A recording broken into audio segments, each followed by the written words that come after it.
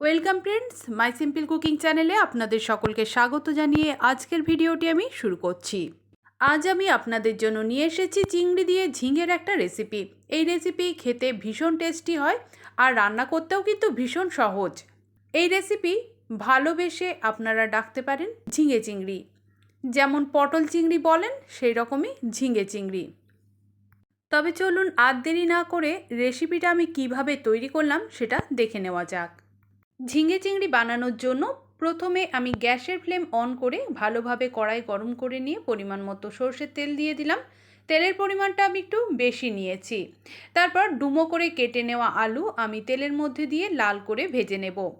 এখানে আমি 3টে মিডিয়াম সাইজের আলু ব্যবহার করেছি। আলুগুলো লাল লাল করে ভেজে আমি তুলে নিচ্ছি।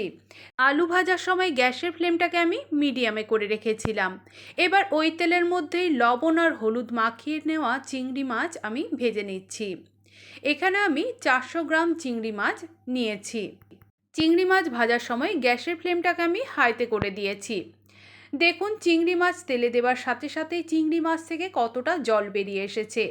দেখুন এখন চিংড়ি মাছ থেকে জলটা একেবারে শুকিয়ে গেছে আর তেলটা বেরিয়ে এসেছে। মানে বুঝে নিতে হবে এখন চিংড়ি মাছ ভাজা হয়ে গেছে। চিংড়ি মাছের যে জলটা বেরিয়ে যায় সেটা শুকিয়ে গেলেই চিংড়ি মাছ ভাজা হয়ে যায়।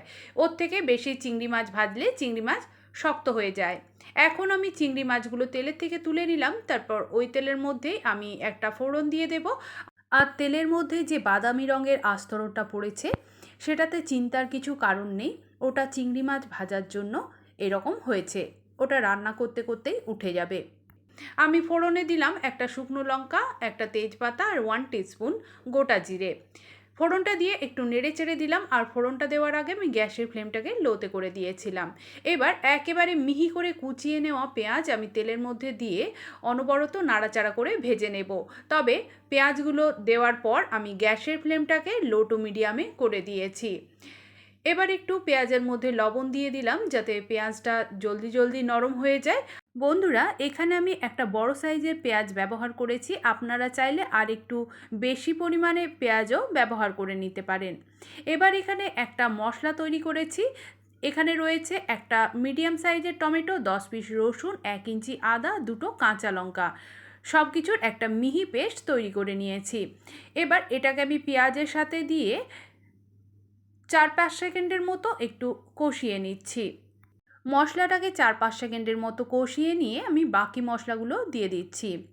এখন আমি দিয়ে দিলাম লবণ। তবে লবণটা এখন একটু কম ব্যবহার করলাম যেহেতু পেঁয়াজের সাথে দিয়েছি। 1 টিস্পুন হলুদের গুঁড়ো দিয়ে দিলাম, 1 টিস্পুন জিরের গুঁড়ো, 1/2 টেবিল স্পুন ধনের গুঁড়ো, 1/2 টেবিল স্পুন চিনি। চিনি রান্নার স্বাদকে ব্যালেন্সে রাখতে সাহায্য করে। 1/2 টেবিল স্পুন কাশ্মীরি মির্চের গুঁড়ো। কাশ্মীরি মির্চের গুঁড়োটা দিলে রান্নার একটা সুন্দর কালার এনে দেয়। এবার আমি সমস্ত মশলাকে খুব ভালোভাবে কষিয়ে নিচ্ছি। গ্যাসের ফ্লেমটা কিন্তু আমার লো টু মিডিয়ামেই রয়েছে। মশলা যাতে পুড়ে না যায় তাই আমি সামান্য পরিমাণ জল দিয়ে দিলাম। যে মিক্সিং জারের মধ্যে আমি মশলা বেটেছি সেই মিক্সিং জারের মধ্যে জলটা দিয়ে আমি দিয়ে দিলাম মশলার মধ্যে। এবার আমি মশলাটাকে বেশ ভালো করে কষিয়ে নিচ্ছি। সমস্ত মশলাকে আমি 8 থেকে 9 সেকেন্ডের মতো ভালো করে কষিয়ে নিয়েছি সামান্য একটু করে জল দিয়ে দিয়ে। এবার মশলা কষিয়ে নেওয়ার মধ্যে আমি দিয়ে দিলাম কেটে রাখা ঝিঙেগুলো।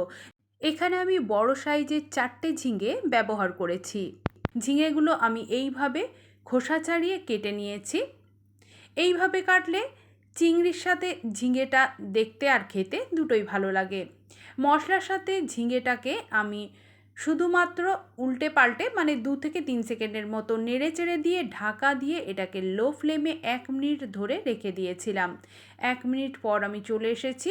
ঝিঙের থেকে সম্পূর্ণ জল বেরিয়ে এসেছে আর মশলাও এখন সম্পূর্ণভাবে কষানো হয়ে গেছে। বন্ধুরা, এই রেসিপিতে আমি 2টো লঙ্কা পেস্ট করে ব্যবহার করেছি ওই আদা রসুনের টমেটোর সাথে। আপনারা চাইলে একটু বেশি পরিমাণ লঙ্কা পেস্ট করে নিতে পারেন, আপনাদের পছন্দ মতো আপনারা যেমন ঝাল খাবেন সেই বুঝে। কষিয়ে নেওয়া মশলা আর ঝিঙের সাথে দিয়ে দিলাম আমি ভেজে রাখা আলু আর চিংড়িটাকে। এবার সব কিছুকে আমি খুব ভালো করে একটু নেড়ে চেড়ে দিচ্ছি। শুধুমাত্র মশলার সাথে একটু নেড়ে চেড়ে দেওয়া, জাস্ট এই আর কি। বন্ধুরা, এই রেসিপিতে কিন্তু বেশি জল ব্যবহার করতে লাগে না। ঝিঙের থেকে যে জলটা বেরিয়েছে সেটাতেই ঝিঙে সেদ্ধ হয়ে গেছে, চিংড়ি মাছ তো ভাজাই রয়েছে, আর আলু ভাজার সাথে সাথে আলুটা হাফ সেদ্ধ হয়ে গেছে। তাই এখন আমি সামান্য পরিমাণ জল ব্যবহার করলাম, মানে 1 কাপের মতো, আরও একটু আলুটা সেদ্ধ করে নেবার জন্য। এবার আমি জলটা দিয়ে সব কিছুকে ভালোভাবে ওপর নিচ করে মিশিয়ে দিলাম জলের মধ্যে। তারপর আমি এটাকে ঢাকা দিয়ে গ্যাসের ফ্লেমটাকে লোতে রেখেই 2 মিনিটের জন্য রেখে দিয়েছিলাম। 2 মিনিট পর আমি চলে এসেছি। এখন ঝিঙে চিংড়ি একেবারেই রেডি হয়ে গেছে। এবার আমি ঝিঙে চিংড়ির মধ্যে দিয়ে দিচ্ছি খুব সামান্য পরিমাণ গরম মশলার গুঁড়ো, মানে হাফ টিস্পুনের মতো গরম মশলার গুঁড়োটা দিয়ে আমি গ্যাসের ফ্লেমটাকে বন্ধ করে দিয়ে সব কিছুকে ভালোভাবে নেড়েচেড়ে দিচ্ছি। গরম মশলার গুঁড়োটা দিয়ে সব কিছুর সাথে আমি গরম মশলার গুঁড়োটাকে খুব ভালোভাবে মিশিয়ে দিলাম। তারপর এটাকে ঢাকা দিয়ে আমি 5 মিনিটের জন্য স্ট্যান্ডিং টাইমে রেখে দিয়েছিলাম। 5 মিনিট পর আমি চলে এসেছি। এখন আমি এটাকে সার্ভ করে নেব। তার জন্য একটা সার্ভিং প্লেট নিয়ে নিয়েছি। এবার আমি এটাকে সার্ভ করে নিচ্ছি। বন্ধুরা, আপনারা তো দেখেই নিলেন ঝিঙে চিংড়ির রেসিপিটা কত সহজে বানিয়ে নেওয়া যায়। এইভাবে আপনারা একবার ট্রাই করুন, আপনাদের ভীষণ ভালো লাগবে। আজ তবে এই পর্যন্তই। আবার অন্য কোনো রেসিপি নিয়ে আমি আপনাদের কাছে হাজির হব। আপনারা সবাই সুস্থ থাকুন, ভালো থাকুন, আমার পাশে থাকুন। আমার এই রেসিপি যদি আপনাদের ভালো লেগে থাকে তাহলে অবশ্যই একটা লাইক করবেন। আমার চ্যানেলটিকে সাবস্ক্রাইব করে পাশে থাকা বেল নোটিফিকেশনটা প্রেস করে দেবেন। তাহলে এই রকমই সহজ সহজ ভিডিওগুলি সবার প্রথমে আপনাদের কাছে পৌঁছে যাবে। আমার এই পুরো ভিডিওটি দেখার জন্য আমার সকল বন্ধুদের ধন্যবাদ।